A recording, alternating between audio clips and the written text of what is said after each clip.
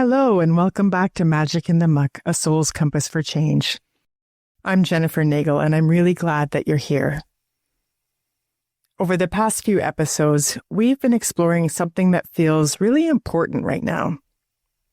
What it means to be held in community, and what it means to be witnessed.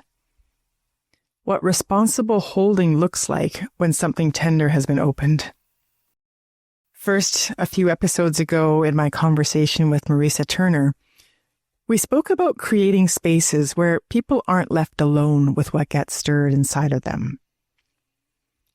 And then after that, I shared reflections from my recent teaching in Thailand, witnessing people move from long-held family patterns into something new when they were supported and held by a group.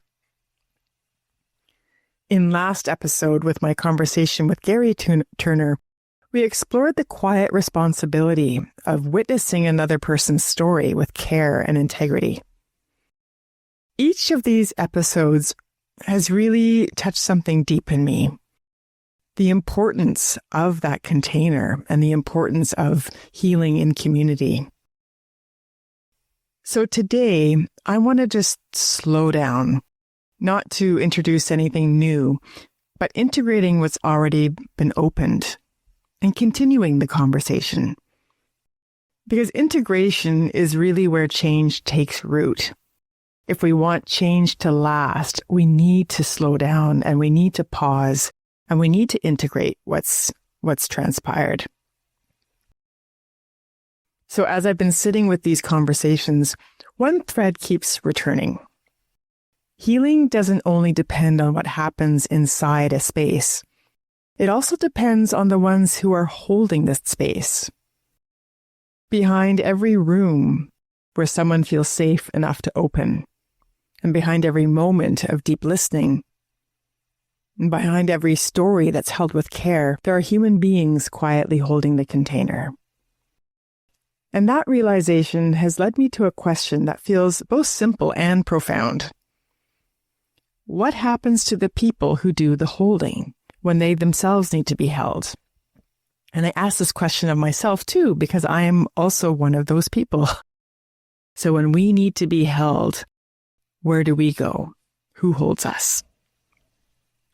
So if you're someone who supports others, and I imagine a lot of you are, whether you're a therapist, a leader, a teacher, a parent, a caregiver, a helper in any form, you probably know what it means to carry a lot quietly.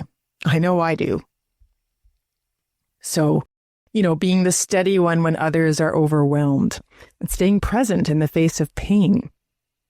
Holding space for grief, confusion, conflict, and uncertainty, sometimes day after day. The focus is so often on everyone else that we forget about our own needs. At times, there's a quiet assumption in many helping roles that just because you know how to hold others, you should need less holding yourself. But the truth is the opposite.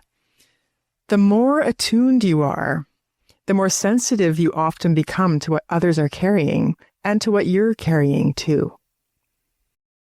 So holding space doesn't make you immune to exhaustion, grief, doubt, or overwhelm. If anything, it means you encounter those realities more often. In the past episodes, we spoke about how healing happens when people aren't left alone, how healing happens in community, and how witnessing can be transformative and storytelling can open something powerful. Community really creates safety for change. And that's the piece that I really want to name today. These same conditions are needed for the caregivers themselves. The people who hold space also need spaces where they can soften. They also need community, witnessing, rest, support, and companionship. No one is meant to metabolize life alone, not even the people trained to help others do so. We're all wired for connection, and we need authentic connection and spaces to be held, to be witnessed and to witness. Another thing that I've been reflecting on is how important it is to slow down after powerful experiences. Our culture, we move quickly from one insight to the next, from one task to the next, from one program to the next, and one breakthrough to the next. It's like moving from one to the other. And I don't know how many of you are familiar with that, moving from one thing to the next. Integration asks something different of us. It asks for pause, for stillness, for time to feel what actually happened in your body, your heart, your nervous system. Without that slowing down, even meaningful experiences can pass through us without truly changing us. For many helpers, integration is actually the process of coming back to themselves, coming home to yourself, not the professional self, not the capable self, not the composed self, but the human self. The part that needs rest and connection and space to not have the answers, space to not be the strong one and the steady one. The part that deserves the same compassion that you offer to everyone else.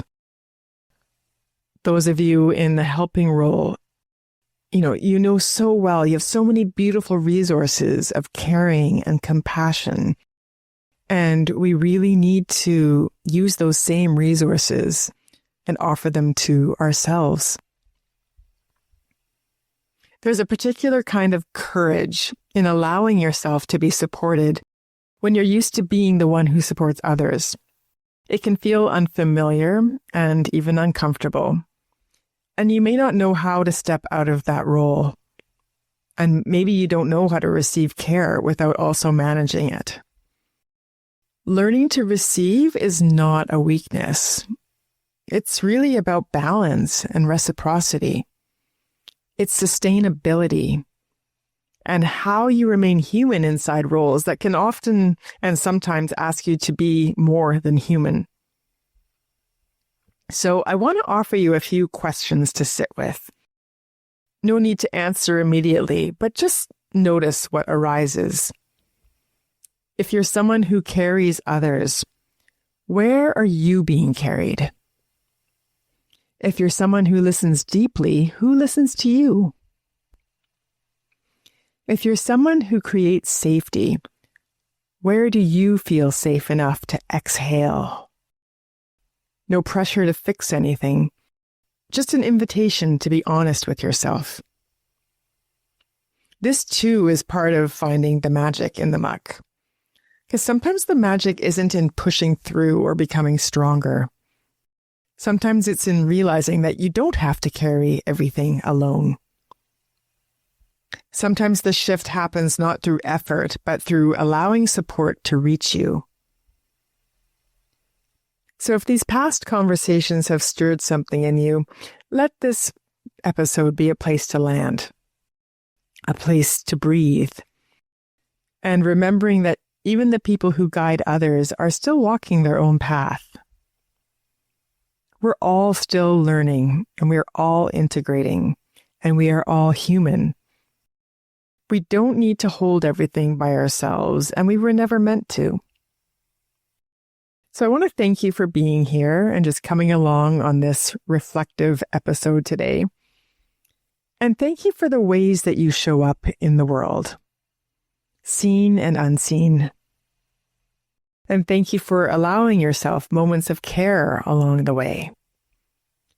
Until next time, may you keep discovering the magic in the muck.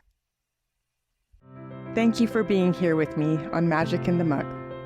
If today stirred something in you and you're ready to walk this path more deeply, I invite you to join the Soul Compass Circle, a journey of reflection, connection, and soul-aligned living. You don't have to do this alone. Just visit the link in the show notes to step into the circle. I look forward to meeting you there.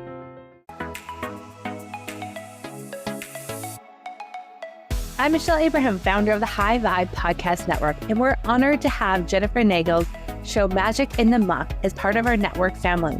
For more inspiring shows like this one, visit highvibepodcastnetwork.com and don't forget to grab your free gifts from our hosts in the gift fold. Stay high vibe and keep sharing your light.